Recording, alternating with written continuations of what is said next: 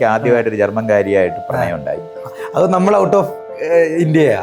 അതെ, അവര് അവിടെ വന്ന് അവരോട് പ്രണയം ഉണ്ടായിപ്പോയി. അപ്പൊ അന്ന് ഞാൻ പഠിക്കാൻ ചെന്ന 3 മാസം പോലും ആയിട്ട് അവരെ പ്രണയിച്ച പഠിക്കാൻ വന്നിട്ട് ഉടനെ തന്നെ പ്രണയം ആരംഭിച്ചു. കാരണം ഗുരുകുലത്തിൽ പ്രണയത്തിന് എതിരൊന്നും അല്ലായിരുന്നു, അവിടെ പ്രണയിച്ചവർ ജീവിക്കുന്നുണ്ടായിരുന്ന സ്ഥലമാണ്. പക്ഷെ ഞാൻ ഈ പഠിക്കാതെ പ്രണയത്തിന് പോയി എന്നുള്ള നിലവാരത്തിൽ അവരെ പുറത്താക്കിയപ്പോൾ അതിന്റെ കൂട്ടത്തിൽ എന്നെയും. സാറിന്റെ കോൺസെപ്റ്റ് എങ്ങനെയാ പ്രണയത്തെ കുറിച്ച്?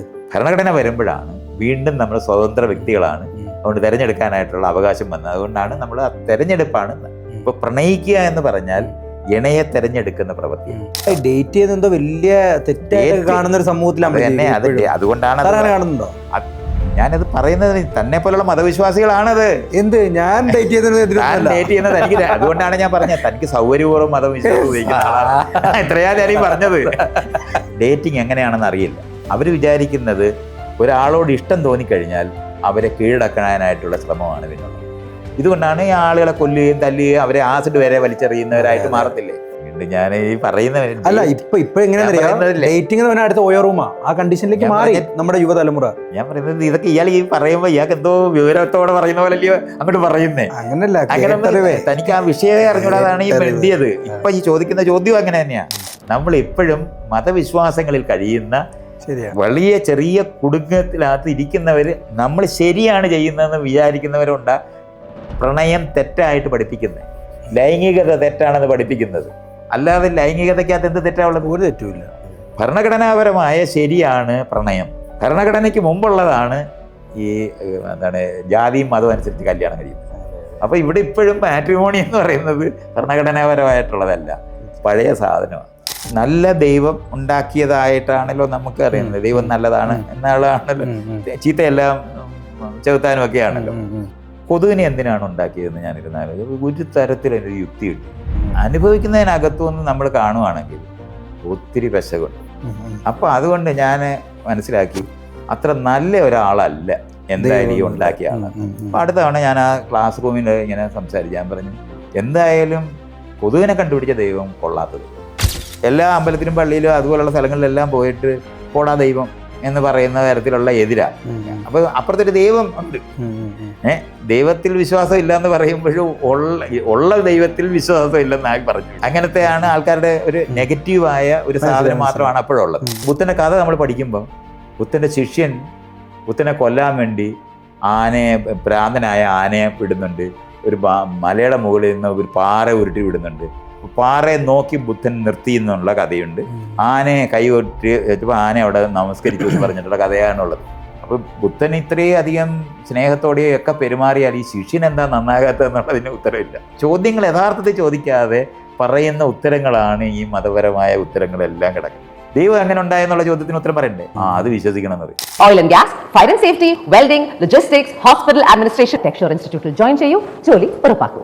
സാർ, അപ്പം സ്വാഭാവികമായിട്ടും സാറിൻ്റെ ആശയങ്ങൾ ഞാൻ തുടങ്ങിയപ്പോൾ ഇൻട്രോ എടുത്തപ്പോൾ സാറിൻ്റെ ആശയങ്ങൾ എന്ന് പറയുന്നത് വളരെ വ്യത്യസ്തം എപ്പോഴും അല്ലേ. അതായത് പൊതുമണ്ഡലം കരുതുന്നത്, അതായത് പൊതുമണ്ഡലം എന്ന് പറഞ്ഞാൽ ദൈവവിശ്വാസികൾ കരുതുന്നതിന് തിരിച്ചും വ്യത്യസ്തമായിട്ട് രീതിയിൽ ചിന്തിക്കുകയും വ്യത്യസ്തമായ രീതിയിൽ അത് അവതരിപ്പിക്കുകയും എന്നാൽ ഒരുപാട് പേര് സാറിന് ഫോളോവേഴ്സായിട്ട് ഉള്ളൊരു കാര്യമാണ്. ഒരുപാട് പേര് സാറിനെ ഫോളോ ചെയ്യുന്നുണ്ട്. എനിക്ക് കാണാം സാറിന് ഭയങ്കര സപ്പോർട്ടേഴ്സാണ്. കുറവാണ് ഞാൻ പറയുന്നത്, ഇപ്പോൾ സാർക്ക് വിമർശനങ്ങൾ കുറവാണ്. പിന്നെ ചില എന്താ പറയുക, ചില ഇൻസിഡൻറ്റ് വെച്ച് മാത്രം സാറിന് ഒരുപാട് എന്താ പറയുക മോശം കമൻറ്റുകളൊക്കെ വന്നിട്ടുണ്ടെങ്കിൽ പോലും ബഹുഭൂരിപക്ഷം പേർക്കും സാറിന് ഇഷ്ടമാണ്, ഞാൻ ഉൾപ്പെടെ. എനിക്കും സാറിനെ ഭയങ്കര ഇഷ്ടമുള്ളൊരു വ്യക്തിയാണ്. അപ്പോൾ ആ രീതിയിലാണ് ബഹുഭൂരിപക്ഷം പേരും കാണുന്നത്. അപ്പോൾ നമുക്ക് വിഷയാധിഷ്ഠിതമായിട്ട് കുറച്ച് കാര്യങ്ങൾ ഒരു 2 മിനിറ്റ് അല്ലെങ്കിൽ 3 മിനിറ്റ് സാറ് മനസ്സിലാക്കുന്നത് എന്താണെന്നുള്ളത് വെച്ചാണ്. അതായത് നമ്മുടെ ഒരു മനുഷ്യൻ്റെ നമ്മുടെ ജനനം മുതൽ മരണം വരെ അതിൻ്റെ ഇടയ്ക്ക് നമുക്ക് ബാല്യം, കൗമാരം, വാർദ്ധക്യം, അതിൻ്റെ അടുത്ത് ദാമ്പത്യം, പ്രണയം, മറ്റ് ലഹരി വസ്തുക്കളുടെ ഉപയോഗം, വിവാഹം, കുടുംബം, സുഹൃത്തുക്കൾ എന്ന് വേണ്ട എല്ലാ സാധനങ്ങളും അതിനകത്ത് സാറിൻ്റെ ഒരു ആശയം ഉണ്ടല്ലോ, അതുമായിട്ട് ബന്ധപ്പെട്ട് ഇതെങ്ങനെയാണ് എന്നുള്ളത്, ഇതെങ്ങനെ ആവണം. അപ്പോൾ ഫസ്റ്റ് ബാല്യം സാറിൻ്റെ എങ്ങനെയായിരുന്നു സാർ ബാല്യം? കൊല്ലം ഭാഗത്ത് ജനിച്ചു, വളർന്നത് പത്തനംതിട്ട ജില്ലയിലും ആലപ്പുഴ ജില്ലയിലുമായിട്ടാണ്. ജീവിച്ചത് കൂടുതലും തിരുവനന്തപുരം ജില്ലയിലാണ്. തെക്കൻ കേരളത്തിലെ മുഴുവൻ സ്ഥലത്തുമായിട്ടാണ് വളർന്നത്. അച്ഛനും അമ്മയും ബാല്യം എന്ന് പറയുന്നത് 4 വയസ്സ് വരെ കൊല്ലത്തായിരുന്നു. അതിനുശേഷം ഒരു 10-12 വയസ്സ് വരെ പത്തനംതിട്ട ഭാഗം. അതിനുശേഷം ആലപ്പുഴ ജില്ലയിലായിരുന്നു. ഇങ്ങനെയായിരുന്നു ജീവിച്ചത്. അവിടുത്തെ സ്കൂളുകളിലെല്ലാം കൃഷി കുടുംബം ആയിരുന്നു. അച്ഛന് ഒരു കൂടുതലും കൃഷിയേക്കാളും കൂടുതൽ ഭൂ ഉടമയായിരുന്നു. അപ്പോൾ ഭൂസ്വത്തുള്ള ഒരു വീട്. അമ്മയുടെ വീട് കുറച്ചുകൂടെ കൃഷിയും വിദ്യാഭ്യാസവും ഉള്ള വീടായിരുന്നു. അതുകൊണ്ട് അങ്ങനെ 2 തരത്തിലുള്ള സാമ്പത്തികവും പഠനപരമായിട്ട് അവർ വ്യത്യസ്തരായിരുന്നു. അങ്ങനെ 2 തരത്തിലുള്ള വീട്ടിലാണ് ഞാൻ വളർന്നത്. അപ്പം ഞാൻ ചോദിക്കുന്നത് സാറിൻ്റെ ബാല്യം എങ്ങനെയായിരുന്നു എന്നുള്ളതാണ്. സ്വാഭാവികമായിട്ടും ഒരു വ്യക്തി ജനിക്കുമ്പോൾ എല്ലാവരും വ്യത്യസ്തമായ എങ്ങനെയാണ്, അല്ല വളരെ സിമ്പിളായിട്ട് ചോദിച്ചാൽ എങ്ങനെയാണ് സാറിൻ്റെ ലൈഫിലേക്ക് ഈ നിരീശ്വരവാദം എന്ന് പറയുന്ന ആ ഒരു കോൺസെപ്റ്റിലേക്ക് സാർ എത്തുന്നത്? എങ്ങനെയാണ്? നല്ല വിശ്വാസമുള്ള ഫാമിലി തന്നെയല്ലേ ജനിച്ചത്? അച്ഛനും അമ്മയും ഒക്കെ അത് ഈ ഓർഗനൈസ്ഡ് റിലീജിയൻ എന്ന് നമ്മൾ പറയണം. സംഘടിത മതം എന്ന് പറയുന്നതിനകത്തുള്ളതല്ല. ഇവിടെ തന്നെ പല വിശ്വാസങ്ങളുമായി കഴിഞ്ഞിരുന്ന ഇന്ത്യയിൽ ജീവിച്ചിരുന്ന വിഭാഗങ്ങളിൽപ്പെടുന്നതാണ്. അതുകൊണ്ട് സംഘടിത മതം, ഓർഗനൈസ്ഡ് റിലീജിയൻ എന്ന് പറയുമ്പോൾ ബുദ്ധമതം, ജൈനമതം, സ്വരാഷ്ട്രീയൻ മതം, ക്രിസ്തുമതം, ഇസ്ലാം മതം, പിന്നെ വേണമെങ്കിൽ നമുക്ക് ബഹുള്ള മതം, ഇത്രയൊക്കെയാണ് ലോകത്ത് ഓർഗനൈസ്ഡ് റിലീജിയൻ എന്ന് നമ്മൾ പറയുന്നത്. അപ്പോൾ അവിടെ ഒരു മതപുസ്തകം ഉണ്ടാകും, ഒരു പ്രവാചകൻ ഉണ്ടാകും, അല്ലെങ്കിൽ അതിൻ്റെ ഒരു ആള് ഉണ്ടാകും. അതിനകത്ത് അത് പ്രചരിപ്പിക്കുന്നതിന് അതിനൊരു സംഘടനാപരമായിട്ടുള്ള നിയമങ്ങളും കാര്യങ്ങളും എല്ലാം ഉണ്ടാകും. ഇങ്ങനത്തെ ഉണ്ടാകാതെ ആയിരക്കണക്കിന് ഗോത്രങ്ങളിൽ പല വിശ്വാസങ്ങളുമായി കഴിഞ്ഞിരുന്ന മനുഷ്യർ ലോകം മുഴുവനും ഉള്ളതിനകത്ത് ഈ ഭൂഖണ്ഡത്തിനകത്ത് നൂറുകണക്കിന് ദൈവങ്ങളും 100 കണക്കിന് വിശ്വാസങ്ങളുമായി കഴിഞ്ഞിരുന്ന ഒരു വിഭാഗത്തിൽപ്പെടുന്നവർ മാത്രമാണ് എൻ്റെ അമ്മയച്ഛനൊക്കെ. അത് കാരണം കൊണ്ട് അവരെ ഇപ്പം ഈ പേർഷ്യൻസാണ് സിന്ധു നദീതടത്തിനോട് ബന്ധപ്പെട്ട് നിൽക്കുന്ന പ്രദേശത്തുള്ളവരെ ഹിന്ദുക്കൾ എന്ന് വിളിച്ചത് കാരണം കൊണ്ട് ഒരു പ്രദേശത്തുള്ള ജനത എന്നുള്ള അർത്ഥമേ ഉള്ള അതൊരു മതമല്ല. അല്ല. ഇപ്പൊ താനെ ഇസ്ലാം ഇയാൾ ഇസ്ലാം മത വിശ്വാസിയാണല്ലോ.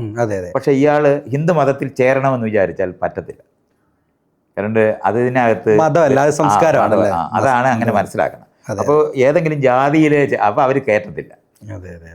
ഹിന്ദു മതത്തിൽ ചേർന്നു എന്ന് പറഞ്ഞേച്ച് ഒരു കൂട്ടരുടെയും കൂടെ കൂടാൻ പറ്റത്തില്ല. അതുകൊണ്ടാണ് അതൊരു മതമല്ലെന്ന് ഞാൻ പറഞ്ഞത്. പല വിശ്വാസങ്ങൾ പ്രമാണങ്ങളെ അല്ല സാർ, അതാ ഞാൻ കൂട്ടി വായിക്കുന്നത്. അച്ഛനും അമ്മയും മതവിശ്വാസിയായിരുന്നു. അതൊരു മതവിശ്വാസം ഇല്ല അവർക്ക് പല വിശ്വാസങ്ങളാണ് ഉള്ളത്. അല്ല എങ്കിൽ പോലും ഞാൻ ചോദിക്കുന്നത് ദൈവവിശ്വാസിയായിരുന്നു. അവര് ദൈവത്തിൽ വിശ്വസിക്കുന്നു, അമ്പലത്തിലൊക്കെ പോകുന്ന. എന്നാൽ നാട്ടിലുള്ള പലതരത്തിലുള്ള ഇപ്പൊ എൻ്റെ അച്ഛനെ പറ്റി പറഞ്ഞാൽ അച്ഛന് അങ്ങനത്തെ ദൈവങ്ങളൊന്നുമില്ലായിരുന്നു. അച്ഛൻ ആകെപ്പാടെ തൊഴുതിരുന്നത് നാരായണ ഗുരുവിനെയാണ്. അമ്മ അങ്ങനല്ല. അമ്മ പലതരത്തിലുള്ള അമ്പലങ്ങളിലൊക്കെ ഞാൻ പോകുന്നത്. പക്ഷെ അമ്മ എന്നും പോകത്തൊന്നുമില്ല. വർഷത്തിലൊരിക്കലോ ഒക്കെ പോകുന്ന ഒരാളുണ്ടായിരുന്നു. അല്ലാതെ രാവിലെ എണീറ്റിട്ട് പ്രാർത്ഥിക്കുക ഒന്നും കണ്ടിട്ടില്ല. അപ്പോൾ അങ്ങനത്തെ വിശ്വാസങ്ങൾ, പലതരത്തിലുള്ള വിശ്വാസങ്ങളുള്ളവർ തന്നെയാണ് അവർ തന്നെ. അതുപോലെ തന്നെ സാറിൻ്റെ ബാല്യം സ്വാഭാവികമായിട്ടും ഞാൻ ചോദിക്കുന്നത് അത്യാവശ്യം സാമ്പത്തിക ഭദ്രതയുള്ളൊരു ഫാമിലി ആയിരുന്നു അതോ? സാമ്പത്തിക ഭദ്രതയുള്ളവരായിരുന്നു. എന്തായിരുന്നു അച്ഛനൊക്കെ ചെയ്യുന്നത്? അച്ഛന് ഭൂ സ്വത്തുള്ള ആളായിരുന്നു. പ്രത്യേകിച്ചും തെങ്ങ്. തെങ്ങും തോട്ടമായിരുന്നു അച്ഛനുണ്ടായിരുന്നു. അമ്മയ്ക്കുണ്ടായിരുന്നതെന്ന് പറയുന്നത് അമ്മയുടെ അച്ഛൻ ഡോക്ടറായിരുന്നു. അമ്മയുടെ സഹോദരനും ഡോക്ടറായിരുന്നു. അമ്മയും 10ാം ക്ലാസ് വരെ പഠിച്ചപ്പോൾ അമ്മ പാസ്സായ ദിവസം തന്നെ അച്ഛൻ കല്യാണം കഴിച്ചു പോയി. അല്ലായിരുന്നെങ്കിൽ അമ്മ ചിലപ്പോൾ വല്ല അമ്മയുടെ കൂടെ പഠിച്ചതാണ് ഫാത്തിമ ബീവി, ജഡ്ജി. അപ്പൊ അമ്മയ്ക്ക് അത് ഭയങ്കര പ്രശ്നമായിരുന്നു. അമ്മയും അവരും ഒരുപോലെ പഠിക്കാൻ കഴിവുള്ളവരായിരുന്നു. അങ്ങനെ കഴിയാതെ പോയതിലൊക്കെ വിഷമിച്ചിരുന്ന ഒരു സ്ത്രീയാണ്. പക്ഷെ നല്ലോണം കൃഷി ചെയ്യാൻ അറിയായിരുന്നു. അതുകൊണ്ട് കോന്നി എന്ന് പറയുന്ന പ്രദേശത്ത് അവർ കൃഷി ചെയ്തായിരുന്നു. അപ്പോൾ അവർക്ക് അന്ന് സ്ഥലമുണ്ട്, 6 ഏക്കർ ഭൂമി അവിടെ തന്നെ ഉണ്ടായിരുന്നു. അപ്പോൾ ആ ഭൂമിയിലെ എല്ലാ കൃഷിയും ചെയ്യാനും ഞങ്ങളും എല്ലാം അങ്ങനെ കൃഷി ചെയ്ത് പഠിച്ചിട്ടാണ് ഞാനും വളർന്നിട്ടുള്ളത്. സാറിനിപ്പോൾ ഏകദേശം ഒരു കാര്യം മനസ്സിലായില്ലേ? സാറിൻ്റെ ലൈഫുമായിട്ട് ബന്ധപ്പെടുത്തി ഇതാണ് നമ്മുടെ ഈ ഇത്ര കാലം 70-72 വയസ്സ് സാറിൻ്റെ കാലഘട്ടം വരെയുള്ള കാര്യമാണ് നമ്മൾ പറഞ്ഞു പോകുന്നത്. അപ്പം അടുത്ത് നമ്മുടെ കൗമാരം. ബാല്യം ഇങ്ങനെയായിരുന്നു. ബാല്യം വലിയ പ്രശ്നമൊന്നുമില്ലായിരുന്നു. അത്യാവശ്യം സാമ്പത്തികമുള്ള പദ്ധതിയുള്ള ഫാമിലി ആയതുകൊണ്ട് ദാരിദ്ര്യമോ കൃത്യം ഭക്ഷണം കാര്യങ്ങളെല്ലാം ഉണ്ടായിരുന്നു. ഒരു കുഴപ്പമില്ല, അല്ല അടിപൊളിയായിട്ട് തന്നെ മുന്നോട്ട് പോയി. കൗമാരം എങ്ങനെയായിരുന്നു? കൗമാരം സ്കൂളിൽ പഠിക്കുന്ന സമയത്താണല്ലോ നമ്മൾ 5ാം ക്ലാസ്സിന് ശേഷം ആണല്ലോ നമ്മളൊരു കൗമാരം. അത് ഗവൺമെന്റ് സ്കൂളിലായിരുന്നു ഞാൻ പഠിച്ചിരുന്നത്. അത് കൂടൽ എന്ന് പറഞ്ഞ സ്കൂളിൽ പഠിക്കുന്ന സമയത്തായിരുന്നു. ആ സമയത്തായിരുന്നു 6ഉം 7ഉം 8ാം ക്ലാസ്സിലെത്തിയപ്പോൾ അമ്മ അവിടെ ഇംഗ്ലീഷ് ഉള്ള ഒരു ക്ലാസ് വന്നു. അതിനകത്ത് എന്നെ ചേർത്തു. അപ്പോൾ 8ാം ക്ലാസ്സിനകത്ത് ചേർക്കുമ്പോൾ അവിടെ ഒരു പ്രൈവറ്റ് സ്കൂളിലെ പത്തനാപുരം എന്ന് പറഞ്ഞ സ്ഥലത്ത് സെയിൻറ്റ് സ്റ്റീഫൻസ് എന്ന് പറഞ്ഞ സ്കൂളിലായിരുന്നു കൊണ്ടുചേർന്നത്. അവിടെ ഭയങ്കര മതപരമായ ഒരു ധ്രുവീകരണമുള്ള ഒരു സ്കൂളാണ് സെന്റ് സ്റ്റീഫൻസ് അല്ലേ. അവിടെ ഞാനിങ്ങനെ ഞാൻ അവരുടെ മതത്തിൽ പെടുന്ന ആളല്ല എന്നറിഞ്ഞിട്ട് വളരെ അവിടുത്തെ ഒരു സംഘമായിട്ട് എന്നോട് മോശമായി പെരുമാറാൻ നമ്മൾ അനുഭവിക്കുക. അപ്പൊ ഞാനത് പറഞ്ഞു, അമ്മയോട് പറഞ്ഞു ഇങ്ങനെ ഇവിടെ വന്നപ്പോൾ വിശദീകരിക്കാൻ പറ്റും എന്താണ് മതപരമായിട്ട് നമ്മൾ നമ്മുടെ കോർണർ ചെയ്യുന്ന അത്ര അവരുടെ തുല്യരല്ല എന്ന് തോന്നിക്കുന്ന നിലവാരത്തിൽ അവര് സംഘമായി കുട്ടികൾ തന്നെ പെരുമാറുക. അപ്പൊ അങ്ങനെ പെരുമാറുന്ന ജാതീയതയായിരുന്നു സാർ, ജാതീയപരമായിട്ട് അവര് മതപരമായിട്ട് അവർക്ക് ജാതി മതത്തിനകത്തുള്ളതാണ്. പക്ഷെ അപ്പോഴും നമ്മൾ അവരുടെ കൂടെപ്പെടുന്നവരല്ല എന്നുള്ള നിലവാരത്തിൽ പെരുമാറുക. അപ്പൊ അത് മനസ്സിലാക്കിയിട്ട് ഞാനത് പറഞ്ഞപ്പോ അമ്മ വീണ്ടും ഗവൺമെന്റ് സ്കൂളിൽ കൊണ്ടുപോയി പത്തനംതിട്ട സ്കൂളിൽ ചേർന്നു. അപ്പൊ ആ സമയത്ത് ആ പത്തനംതിട്ട സ്കൂൾ എന്ന് പറയുന്നത് ഭയങ്കര ഒരു മലയുടെ സൈഡിൽ ഭയങ്കര ഭംഗിയുള്ള ഒരു പ്രദേശം, ചുറ്റിപ്പാറ ഹൈസ്കൂൾ അവിടെയായിരുന്നു പഠിച്ചിരുന്നത്. അവിടെ ഒരു 4 മാസം പഠിച്ചു കഴിഞ്ഞപ്പോഴത്തേന് അമ്മയുടെ സ്ഥലവും ഈ കോന്നിയിലുള്ള ആ സ്ഥലമെല്ലാം അച്ഛൻ പറഞ്ഞ് വിറ്റിട്ട് ആലപ്പുഴയ്ക്ക് മാറാനായിട്ട് പറഞ്ഞു. അങ്ങനെ ആ സ്ഥലമെല്ലാം വിറ്റ്. അതുകൊണ്ട് ബാക്കി 9ാം ക്ലാസ്സിന്റെ ബാക്കി പകുതി പഠിച്ചത് മാവേലിക്കര സ്കൂളിലാണ്. അപ്പൊ അവിടെ എൻ്റെ അമ്മയുടെ സഹോദരൻ അവിടെ ഡോക്ടറായിട്ട് ജോലി ചെയ്യുന്നത്. അപ്പൊ അവരുടെ കൂടെ ആയിരുന്നു ആ 6 മാസം പിന്നെ താമസിച്ചത്. അവിടെ താമസിച്ചിരുന്ന സമയത്താണ് താൻ ചോദിച്ച എങ്ങനെയാണ് ഞാൻ ഈ വിശ്വാസമില്ലായ്മയുടെ സ്ഥലത്ത്. അതാണ് അവിടെ ഇവിടുത്തെ കോമൺ പോയിന്റ്. അവിടെ വെച്ച് ഒരു ക്ലാസ് റൂമിനകത്ത് ഒരു അധ്യാപകൻ, ഉണ്ണികൃഷ്ണപിള്ള സാർ എന്ന് പറയുന്ന ഒരു അധ്യാപകനാണ്. അദ്ദേഹം എങ്ങനെ ചോദിച്ചു അപ്പൊ ഒരു പീരീഡ് ഉണ്ട് നമുക്ക് പാട്ട് പാടാനും കലയൊക്കെ കാണിക്കാനും പറ്റുന്ന ഒരു ക്ലാസ്, വെള്ളിയാഴ്ച അവസാനത്തെ ക്ലാസ് പീരീഡ് അതാണ്. ആ പീരീഡിൽ അയാൾ പറഞ്ഞ് ദൈവം ഉണ്ടോ ഇല്ലയോ എന്ന് എല്ലാവരും ആലോചിച്ചിട്ട് അടുത്ത തവണ വെള്ളിയാഴ്ച പറയണം. അങ്ങനെയാണ് ഞാൻ പോയി പഠിക്കുന്നത്. ആദ്യമായിട്ടാണ്, അതുവരെ ഞാൻ അങ്ങനെ ചിന്തിക്കുകയോ നമ്മൾ അങ്ങനത്തെ ഒരു കാര്യങ്ങളൊന്നും ഇല്ലായിരുന്നു. ഇങ്ങനെ ആലോചിച്ചപ്പോഴാണ് ഞാൻ പലതവണ പറഞ്ഞിട്ടുണ്ട്, പലരും ചോദിച്ചിട്ടുണ്ട്. അപ്പോൾ നല്ല ദൈവം ഉണ്ടാക്കിയതായിട്ടാണല്ലോ നമുക്ക് അറിയുന്നത്. ദൈവം നല്ലതാണ് എന്നുള്ളതാണല്ലോ, ചീത്തയെല്ലാം ചെകുത്താനും ഒക്കെ ആണല്ലോ. അപ്പം കൊതുകിനെ എന്തിനാണ് ഉണ്ടാക്കിയതെന്ന് ഞാനിരുന്നാലും ഒരു തരത്തിൽ അതിനൊരു യുക്തി കിട്ടി. അപ്പം ഈ ഉണ്ടാക്കിയതിൽ നിന്ന് ആണല്ലോ നമ്മൾ ഈ നല്ല ദൈവത്തിനെ കണ്ടുപിടിച്ചത്. ഇതൊക്കെയാണല്ലോ നമ്മൾ അനുഭവിക്കുന്നതിനകത്തുനിന്ന് നമ്മൾ കാണുവാണെങ്കിൽ ഒത്തിരി പെശകുണ്ട്. അപ്പം അതുകൊണ്ട് ഞാൻ മനസ്സിലാക്കി അത്ര നല്ല ഒരാളല്ല എന്തായാലും ഈ ഉണ്ടാക്കിയ ആളാണ്. അപ്പം അടുത്ത തവണ ഞാൻ ആ ക്ലാസ് റൂമിൽ ഇങ്ങനെ സംസാരിക്കാൻ പറഞ്ഞ് എന്തായാലും കൊതുകിനെ കണ്ടുപിടിച്ച ദൈവം കൊള്ളാത്ത ദൈവം, അത് കാരണം കൊണ്ട് ഞാൻ ആ ദൈവത്തിനെ ഉപേക്ഷിക്കുന്നു. അപ്പം ദൈവത്തിനെ ഉപേക്ഷിക്കുന്നു എന്ന് പറയുമ്പം എല്ലാ അമ്പലത്തിലും പള്ളിയിലും അതുപോലുള്ള സ്ഥലങ്ങളിലെല്ലാം പോയിട്ട് പോടാ ദൈവം എന്ന് പറയുന്ന തരത്തിലുള്ള എതിരാ. അപ്പൊ അപ്പുറത്തൊരു ദൈവം ഉണ്ട്. ദൈവത്തിൽ വിശ്വാസം ഇല്ല എന്ന് പറയുമ്പോഴും ഉള്ള ദൈവത്തിൽ വിശ്വാസം ഇല്ലെന്നായി പറഞ്ഞു.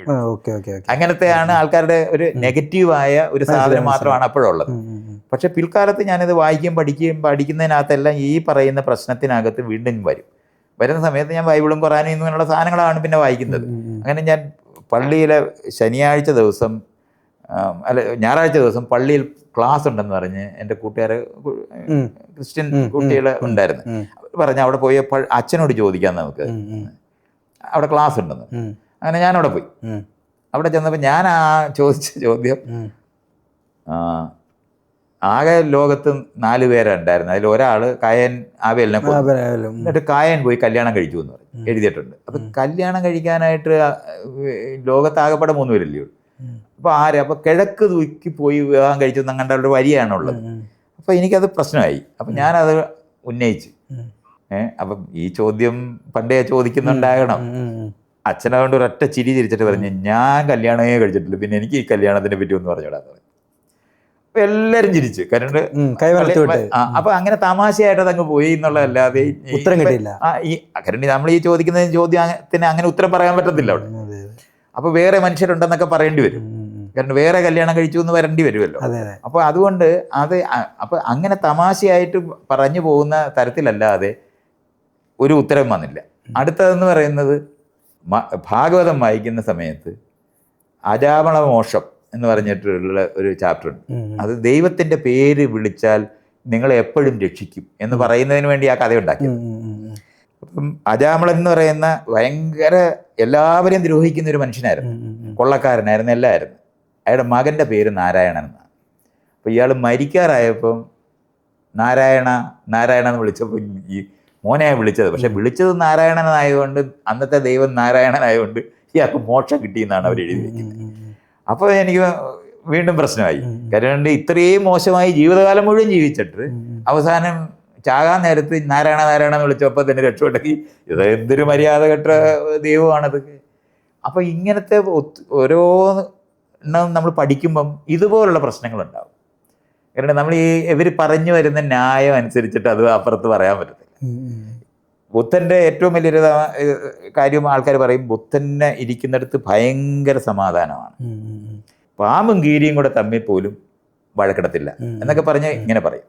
പക്ഷെ ബുദ്ധൻ്റെ കഥ നമ്മൾ പഠിക്കുമ്പം ബുദ്ധൻ്റെ ശിഷ്യൻ ബുദ്ധനെ കൊല്ലാൻ വേണ്ടി ഭ്രാന്തനായ ആനയെ വിടുന്നുണ്ട്, ഒരു മലയുടെ മുകളിൽ നിന്ന് ഒരു പാറ ഉരുട്ടി വിടുന്നുണ്ട്. പാറയെ നോക്കി ബുദ്ധൻ നിർത്തി എന്നുള്ള കഥയുണ്ട്. ആനയെ കൈകൊട്ടി വെച്ചപ്പോൾ ആന അവിടെ നമസ്കരിച്ചു എന്ന് പറഞ്ഞിട്ടുള്ള കഥയാണുള്ളത്. ഇത് രണ്ടും ബുദ്ധൻ്റെ കഴിവിനെ പറ്റി പറയാൻ വേണ്ടിയാണ്. അപ്പോൾ ബുദ്ധൻ ഇത്രയും അധികം സ്നേഹത്തോടെയൊക്കെ പെരുമാറിയാൽ ഈ ശിഷ്യൻ എന്താ നന്നാകാത്തതെന്നുള്ളതിന് ഉത്തരവില്ല. ആനയെ കീഴ്പ്പെടുത്തി, പാറ നിർത്തി, ശിഷ്യനെ നന്നാക്കാൻ പറ്റിയിട്ടില്ല. അതൊരു പ്രശ്നമല്ലേ? ഇത് ആളുകൾ ചോദിക്കത്തില്ല ഇങ്ങനത്തെ ചോദ്യം. ഇങ്ങനെ ചോദ്യങ്ങൾ യഥാർത്ഥത്തിൽ ചോദിക്കാതെ പറയുന്ന ഉത്തരങ്ങളാണ് ഈ മതപരമായ ഉത്തരങ്ങളെല്ലാം കിടക്കുന്നത്. ഇതുകൊണ്ടാണ് അത് അങ്ങനത്തെ പ്രശ്നം വരുന്നത്. അപ്പം നമ്മൾ ഈ ചോദ്യങ്ങൾ ചോദിക്കും. ഇപ്പം ഇയാൾ എന്നോടിരുന്ന് ചോദിക്കുന്നത് പോലെ തന്നെയാണിത്. ഈ ചോദ്യങ്ങൾ നമ്മൾ അവരോട് ചോദിച്ചാൽ അവർക്ക് ഉത്തരം പറയാൻ പറ്റത്തില്ല. അതുകൊണ്ട് വിശ്വാസമാണത്, നിങ്ങൾ ഇവിടെ വെച്ച് വിശ്വസിക്കണമെന്ന് പറയും. ദൈവം എങ്ങനെ ഉണ്ടായെന്നുള്ള ചോദ്യത്തിന് ഉത്തരം പറയണ്ടേ? അത് വിശ്വസിക്കണമെന്ന് പറയും. അത് ദൈവം ഒരു ഉത്തരവല്ലടൂ. അതുകൊണ്ടാണ് നമ്മൾ വിടുന്നത്. ലോകത്തിനെ മനസ്സിലാക്കാനുള്ള ഒരു ഉത്തരമല്ലാത്തതുകൊണ്ട്. ഇതാണ് ഞാൻ അന്നത്തെ കൗമാരകാലത്ത് എൻ്റെ ജീവിതത്തിനകത്ത് ആ അധ്യാപകൻ ചോദിച്ച ചോദ്യം കൊണ്ടാണ് ഞാൻ ഇവിടെ ഇരുന്നത് എന്നോട് ഇങ്ങനെ വേണം. തീർച്ചയായിട്ടും. അതിനുശേഷം സാറ് എന്തോരം പഠിച്ചിട്ട് ഉത്തരം കിട്ടിയിട്ടുമില്ല. ഞാൻ അവിടുന്ന് പഠിക്കുക എന്ന് പറയുന്നത് പഠിക്കുന്ന സമയത്ത് ഞാൻ വായിച്ച ഒരു എസ്സേ എനിക്ക് ഭയങ്കര എന്നെ വല്ലാതെ സ്വാധീനിച്ച് മാറ്റിക്കളഞ്ഞ ഒരു എസ്സേയാണ്. ഞാൻ അതിനകത്ത് എനിക്കത് GK ചെസ്റ്റർട്ടൺ ആണെന്നാണ് എൻ്റെ ഓർമ്മ. അദ്ദേഹം എഴുതിയിരിക്കുന്നത് 35 വർഷം ഞാൻ ഈ ഡെസ്കിൻ്റെ പുറകിൽ ഇരുന്ന് എൻ്റെ യൗവനം മുഴുവൻ പോയി. ഞാൻ പെൻഷൻ മേടിച്ചിരിക്കുകയാണ്. എനിക്ക് ജീവിച്ചിരിക്കാനായിട്ടുള്ള കൊതി പോലും ഇന്ന് ഇല്ലാതായി. എൻ്റെ ജീവിതം മുഴുവൻ ഈ ഡെസ്കിൻ്റെ പുറകിലായിപ്പോയി എന്നൊക്കെ പറഞ്ഞിട്ട് അയാൾ ഇങ്ങനെ ഈ ജോലിയിൽ കുടുങ്ങിപ്പോയൊരു മനുഷ്യൻ്റെ മുഴുവൻ ദുഃഖങ്ങളും എഴുതി വെച്ചിട്ടുണ്ടായിരുന്നു. ഇത് വായിച്ച ഉടനെ തന്നെ ഞാൻ തീരുമാനിച്ച് ഇതുപോലൊരു ജോലിയിൽ ഞാൻ പെടത്തില്ല, മറ്റെന്തെങ്കിലുമൊക്കെ ചെയ്ത് ജീവിക്കല്ലാതെ ഈ ആളുകൾ പറയുന്ന ജോലിക്കാരനാകുക എന്ന് പറയുന്ന പണിക്കകത്ത് പോകത്തില്ല എന്ന് തീരുമാനിച്ചു. അതൊരു ഭയങ്കര തീരുമാനമായിരുന്നു. ആ സമയത്ത് തന്നെ റസലിൻ്റെ കുറേ പുസ്തകങ്ങളുണ്ടായിരുന്നു. അദ്ദേഹമാണ് ലോക ഗവൺമെൻറ് ഉണ്ടാക്കേണ്ട ആവശ്യമുണ്ടെന്നും അപ്പോൾ ഇതുപോലുള്ള ആ പുസ്തകങ്ങൾ ഇതുപോലെ തന്നെ സ്വാധീനിച്ചു. ഈ രണ്ട് സാധനം എന്നെ പലതരത്തിലുള്ള ചിന്തകളിലേക്ക് സ്വാധീനിച്ചു പോയിരുന്നു. ഇതിൻ്റെ തുടർച്ചയായിട്ട് ഞാൻ ഈ വടക്കേ ഇന്ത്യ പഠിക്കാൻ പോകുന്നത് ഡൽഹി പഠിക്കാൻ പോകണമെന്ന് വിചാരിച്ചിട്ടുണ്ട്. പക്ഷെ അവിടെ ചെന്നപ്പോൾ എനിക്ക് മാർക്ക് ആവശ്യത്തിനില്ല. സെക്കൻഡ് ക്ലാസ് വേണം, 50% മാർക്ക് വേണമായിരുന്നു. എനിക്ക് 49 ഉള്ളായിരുന്നു. അപ്പോൾ അതുകൊണ്ട് എനിക്ക് അവിടെ അഡ്മിഷൻ കിട്ടിയില്ല. അങ്ങനെ ഞാൻ മീററ്റിലാണ് പഠിക്കാൻ. മീററ്റിൽ പഠിച്ചുകൊണ്ടിരിക്കുന്ന സമയത്ത് ഫിലോസഫി ഡിപ്പാർട്ട്മെൻറ്റിൽ അറിയാതെ കയറിയതാണ് അടുത്ത പ്രശ്നം. അവിടെ കയറിയപ്പോൾ അപ്പോൾ ഞാൻ നല്ലോണം ഇംഗ്ലീഷ് വായിച്ചാൽ മനസ്സിലാകുമെന്ന് വിചാരിക്കുന്ന ഒരാളായിരുന്നു.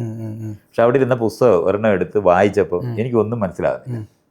അത് ഇതേപോലൊരു പ്രശ്നമായിട്ടുമാണ്. ഇതെന്താ വായിച്ചാൽ മനസ്സിലാകാത്തതെന്ന് വീണ്ടും ഞാൻ ആ ഫിലോസഫി അവിടെ പോയിട്ട് കുറേ പുസ്തകം എടുത്തു. അതൊന്ന് കാൻറ്റിൻ്റെ ക്രിട്ടിക് ഓഫ് പ്യുവർ റീസൺ എന്ന്, ക്രിട്ടിക് ഓഫ് പ്രാക്ടിക്കൽ റീസൺ എന്ന് പറയുന്നത് വളരെ പാടാണ് അത് വായിച്ച് മനസ്സിലാക്കാൻ. കൺസെപ്റ്റുകൾ അന്ന് അറിഞ്ഞുകൂടാ. അപ്പം ഞാൻ മനസ്സിലാക്കി ഞാൻ ഈ വായിക്കുന്നതും പഠിക്കുന്നതും ഈ ലിറ്ററേച്ചർ, ഇംഗ്ലീഷ് ലിറ്ററേച്ചർ പഠിക്കുന്നതൊന്നും അല്ല എനിക്ക് പഠിക്കേണ്ടത് മറ്റും പലതുമാണെന്ന് മനസ്സിലാക്കിയിട്ട് അവിടെ കംപ്ലീറ്റ് ചെയ്ത് എഴുതുന്ന പരീക്ഷ ഒന്നും എഴുതണ്ടെന്ന് തീരുമാനിച്ചിട്ട് പക്ഷെ ഞാൻ എഴുതിയത് ദൈവം ഉണ്ടോ ഇല്ലയോ, വിദ്യാഭ്യാസം എന്താണ്, ലോക ഗവൺമെൻറ് ഉണ്ടാക്കണം, ഇങ്ങനെയൊക്കെ ഉള്ള ചോദ്യങ്ങളെല്ലാം ഇനി എഴുതി അതിന് ഉത്തരം എഴുതുക എന്നുള്ളതാണ് ഞാൻ ചെയ്തത്. അത് ചെയ്തിട്ട് അവിടെ നിന്ന് പോരും. സാർ അപ്പോൾ എത്ര വിദ്യാഭ്യാസം എങ്ങനെയാണ്? എഴുതി പാസ്സായിട്ടില്ല. എഴുതി പാസ്സായിട്ടില്ല. അതുകൊണ്ട് അത് MA കാരനല്ല, BA കാരനാണ്. ഡിഗ്രി പരമായി BA ആണ്. പഠിച്ചതായിട്ട് MA വരെ പഠിച്ചിട്ടുള്ളൂ. പക്ഷെ അത് കഴിഞ്ഞിട്ട് ഞാൻ വന്നിരിക്കുന്ന സമയത്താണ് ഒരു പ്രോസ്പെക്ടസ് ആണ് കാണുന്നത്.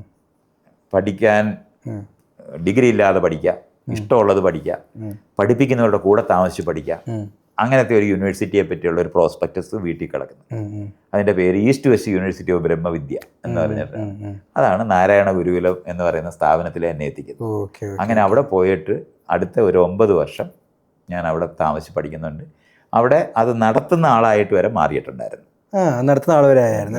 ഇനി ഇപ്പം ഞാൻ അവിടെ ഉണ്ടായിരുന്നെങ്കിൽ ഇപ്പം അവിടുത്തെ അധിപനായിട്ടിരുന്നേനെ. അങ്ങനത്തെ ഒരു സ്ഥലം വരെ ഞാൻ എത്തിയിട്ടുണ്ടായിരുന്നു. ആ സമയത്താണ് ഞാൻ 2 പുസ്തകമാണ് എന്നെ വീണ്ടും അവിടുന്ന് ഇറക്കുന്നത്. ഒന്ന്, ആ സമയത്ത് അപ്പൊ പിന്നെയും ഒരു ദൈവവിശ്വാസം ആ രീതി പോയിരുന്നോ? ദൈവവിശ്വാസം ഈ വേദാന്തം പഠിക്കുന്നിടത്ത് ദൈവത്തിന് ആവശ്യമില്ല. അതുകൊണ്ട് വേദാന്തികളെ സംബന്ധിച്ചിടത്തോളം ബ്രഹ്മം എന്നുള്ള സങ്കല്പം, സത്യം എന്നാണ് അത് കൺസീവ് ചെയ്യുന്നത്. ലോകത്തിന്റെ സത്യം എന്ന് പറയുന്നത് ഇതല്ല, ഈ കാണുന്നതെല്ലാം അവാസ്തവമാണെന്നാണ് അവിടെ അത് പഠിപ്പിക്കുന്നത്. ഇത് മായയാണ് എന്നുള്ളതാണ്. അപ്പോൾ അങ്ങനെ പഠിക്കുന്നത് കാരണം കൊണ്ട് എനിക്കൊരു വിശ്വാസിയായിട്ട് സത്യത്തിൽ ഇരിക്കണ്ട. ഒരു മിനിറ്റ് നേരം അവിടുത്തെ ഇതുകൊണ്ട് നാരായണ ഗുരു എഴുതിയ ഒരു പ്രാർത്ഥനയുണ്ട്, അത് ചൊല്ലും. അത് ചൊല്ലുക എന്ന് പറഞ്ഞാൽ അത് അനുസരിച്ചിട്ട് പൂജ നടത്തുക, ഇങ്ങനത്തെ കാര്യങ്ങളില്ല. അപ്പോൾ അത് പഠിക്കാനിരിക്കുന്നതിന് മുമ്പ് നാന്ദി എന്നുള്ള നിലവാരത്തിലുള്ള അത്രയും മാത്രമേ ഞാനും എടുക്കുന്നുണ്ടായിരുന്നു. അല്ല, ഈ ഞാനൊരു വിശ്വാസിയായിട്ട് മാറിയെന്ന് ചോദിച്ചാൽ നാരായണ ഗുരുകുലം എന്ന് പറയുന്നത് SNDPയുടെ കീഴിൽ തന്നെയുള്ള SNDPയുടെ കീഴിലല്ല. നടരാജ ഗുരു എന്ന് പറയുന്നത് ഡോക്ടർ പൽപുവിന്റെ മകനായിരുന്നു. അദ്ദേഹം നേരിട്ട് നാരായണ ഗുരുവിന്റെ ശിഷ്യനായിരുന്നു. അപ്പൊ അദ്ദേഹം ഫ്രാൻസിലൊക്കെ പഠിച്ച് വന്ന ഒരാളാണ്.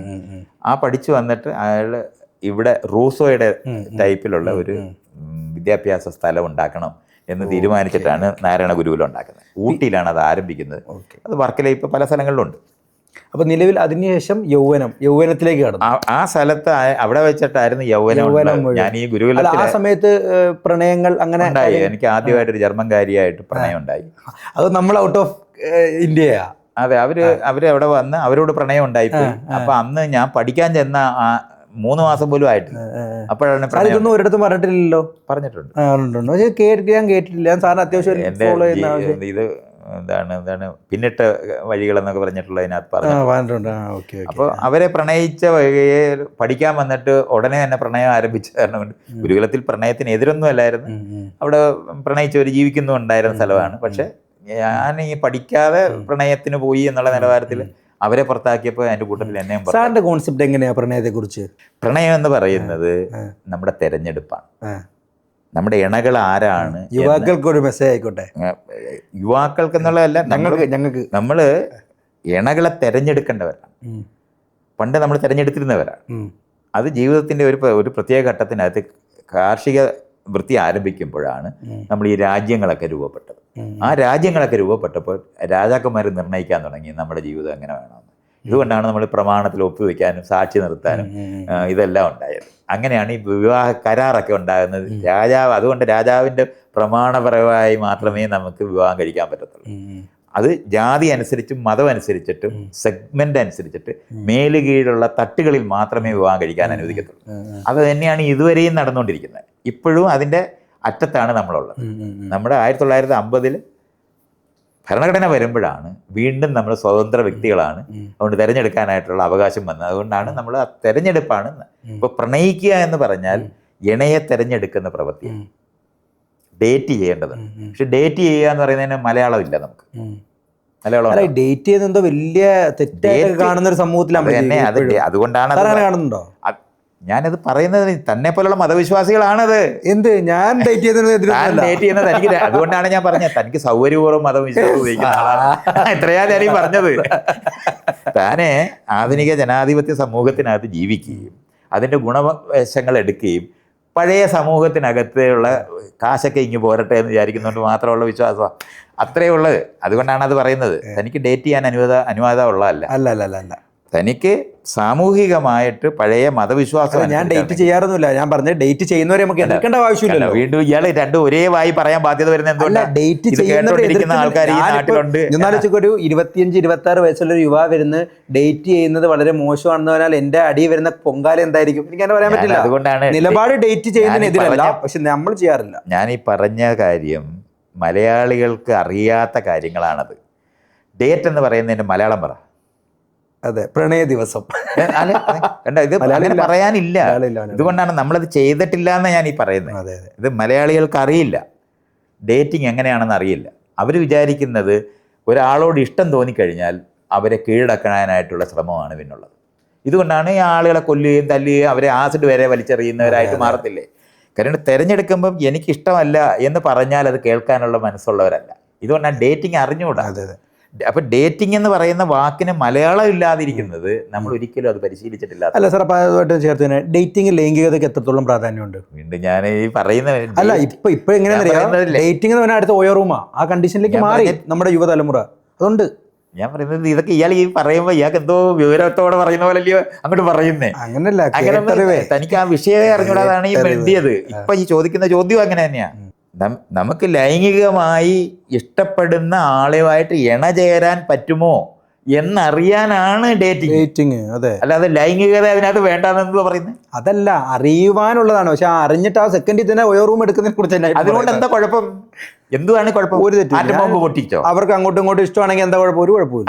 പിന്നെ ഈ രണ്ടു വരിയും കൂടെ ഒന്നിച്ച് പറയാതെ അല്ലെന്ന് ഞാൻ അത് താനെ ഓയോ റൂം എടുക്കുക എന്ന് പറയുന്ന പോലുള്ള വരിയൊക്കെ പറയുന്നതൊക്കെ ഈ മതവിശ്വാസികൾ പറയേണ്ട വരികളാണ്. അത് താനെന്തിനാ പറയുന്നത് അങ്ങനെയാണെങ്കിൽ? പ്രൈവസി എന്ന് പറയുന്നത് നമ്മുടെ ആവശ്യമാണ്. ഇവിടെ റോഡിനകത്ത് സൈഡിൽ ഇരുന്നിട്ട് രണ്ടുപേര് തമ്മിൽ കാര്യം പറയാൻ അനുവദിക്കാത്ത സമൂഹമായതുകൊണ്ടാണ് അവർ ഓയോ റൂമിൽ പോകേണ്ടി വരുന്നത്. തീർച്ചയായിട്ടും. അല്ലെങ്കിൽ ഇല്ലത് ചായ കുടിക്കാനും ഒന്നിച്ചിരിക്കാനും അനുവദിക്കാത്ത സമൂഹമാണ്. അതൊക്കെ അവരുടെ വ്യക്തിപരമായിട്ടുള്ള ഇഷ്ടങ്ങളല്ല. അത് അങ്ങനെ പറയാതെ, അങ്ങനെ പറയുന്നതുകൊണ്ട് അത് പരിഹരിക്കത്തില്ല. നമ്മൾ മനസ്സിലാക്കാനുള്ളത് ആളുകള് ഘടനാപരമായിട്ട് തന്നെ അവകാശമുള്ളവരാണ്. 18 വയസ്സായോ എന്ന് മാത്രമേ കോടതിയിൽ ചോദിക്കത്തുള്ളൂ. അല്ലാതെ വേറെ ചോദ്യമൊന്നും കോടതിയിലില്ല. പണം ഇടയിൽ വരരുതെന്ന് മാത്രമേ ഉള്ളൂ.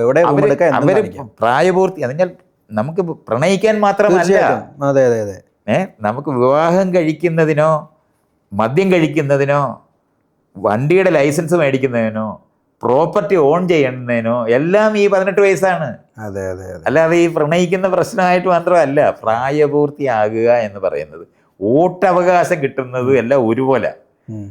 അത് നമ്മുടെ അവകാശമാണെന്ന് അറിഞ്ഞുകൂടാത്ത അമ്മയച്ഛന്മാരുടെ ലോകത്താണ്. കാരണം മതപരമായി അവർ പറയുന്നത് ചെയ്യണമെന്ന് ആവശ്യപ്പെടുന്നവരുടെ വീട്ടിലാണ് നമ്മൾ ജനിച്ചിട്ടുള്ളത്. ഭരണഘടന വന്ന കാര്യം അവരറിഞ്ഞിട്ടില്ല. ഇപ്പോഴും രാജാവിൻ്റെ മതവിശ്വാസങ്ങളാണ് ആളുകൾ വീടുകളിൽ ജീവിച്ചുകൊണ്ടിരിക്കുന്നത്. ഇതുകൊണ്ടാണ് ഇത് അനുവദിക്കാത്തത്. ഇതുകൊണ്ടാണ് ഹിന്ദു മാട്രിമോണിയലെന്ന്, ക്രിസ്ത്യൻ മാട്രിമോണിയലെന്ന്, ഇസ്ലാം മാട്രിമോണിയലെന്ന്, നായരി മാട്രിമോണിയലെന്നൊക്കെ ഉള്ള പേരിൽ മാട്രിമോണി വരുന്നത് അതുകൊണ്ടാണ്. അല്ലാതെ മാട്രിമോണി മാത്രം പോരെ, ഇന്ത്യൻ മാട്രിമോണി ഇത് മാത്രമല്ലേ ആവശ്യമുള്ളൂ. അത് വരാതെ ഇന്ത്യൻ പൗരനായിട്ട് നമ്മൾ മാറിയിട്ടില്ല. നമ്മൾ ഇപ്പോഴും മതവിശ്വാസങ്ങളിൽ കഴിയുന്ന വലിയ ചെറിയ കുടുംബത്തിനകത്ത് ഇരിക്കുന്നവർ നമ്മൾ ശരിയാണ് ചെയ്യുന്നതെന്ന് വിചാരിക്കുന്നവരുണ്ട്. പ്രണയം തെറ്റായിട്ട് പഠിപ്പിക്കുന്നത്, ലൈംഗികത തെറ്റാണെന്ന് പഠിപ്പിക്കുന്നത്. അല്ലാതെ ലൈംഗികതയ്ക്കകത്ത് എന്ത് തെറ്റാവുള്ളത്? ഒരു തെറ്റുമില്ല. രണ്ടുപേർ തെറ്റെവിടെയാണ് ആരംഭിക്കുന്നത്? സമ്മതമില്ലാതെ മറ്റൊരാളോട് പെരുമാറുന്നതിന് അത് തെറ്റാകുന്ന അപ്പുറത്തിരിക്കുന്ന ആൾ കൺസെന്റ് അപ്പുറത്തിരിക്കുന്ന ആളിന്റെ കൺസെന്റ് ഇല്ലാതെ അവരോട് പെരുമാറുന്നതാണ് തെറ്റ്. ഇത് ജനാധിപത്യത്തിനകത്ത് തെറ്റാ. പഴയ തെറ്റ് ഇതല്ല. പഴയ തെറ്റ് നമ്മൾ പറഞ്ഞാൽ അനുസരിച്ചിട്ടില്ല എന്നുള്ളതാണ് തെറ്റ്. അതാണ് മനസ്സിലായത്. അതുകൊണ്ടാണ് വീട്ടുകാരെ സമ്മതിക്കാത്തത്. അവർക്ക് തെറ്റ് ശരിയും വേറെയാ. ഭരണഘടനാപരമായ തെറ്റ് ശരി അതല്ല. അത് കോടതിയിൽ ചെല്ലുമ്പോഴാണ്, പിടിച്ചോണ്ട് ചെല്ലുന്നതാണ് പോലീസുകാരും ബന്ധുക്കളും കൂടെ കോടതിയിൽ ചെല്ലുമ്പോൾ കോടതി ചോദിക്കും, നീ ആരുടെ കൂടെ പോകാനാണ് താല്പര്യം? ഞാൻ അയാളുടെ കൂടെ പോകാൻ കഴിഞ്ഞു. എന്തുകൊണ്ടാണ്? പ്രായപൂർത്തിയായോ എന്നുള്ളത് മാത്രമാണ്. അപ്പം രണ്ട് തെറ്റും ശരി ഇവിടെ നിലനിൽക്കുന്നു എന്നുള്ളതാണ് പ്രശ്നം. അങ്ങനെ അത് മനസ്സിലാക്കേണ്ടത്. ഭരണഘടനാപരമായ ശരിയാണ് പ്രണയം. ഭരണഘടനയ്ക്ക് മുമ്പുള്ളതാണ് ഈ ജാതിയും മതവും അനുസരിച്ച് കല്യാണം കഴിയുന്നത്. അപ്പോൾ ഇവിടെ ഇപ്പോഴും മാട്രിമോണി എന്ന് പറയുന്നത് ഭരണഘടനാപരമായിട്ടുള്ളതല്ല, പഴയ സാധനമാണ്.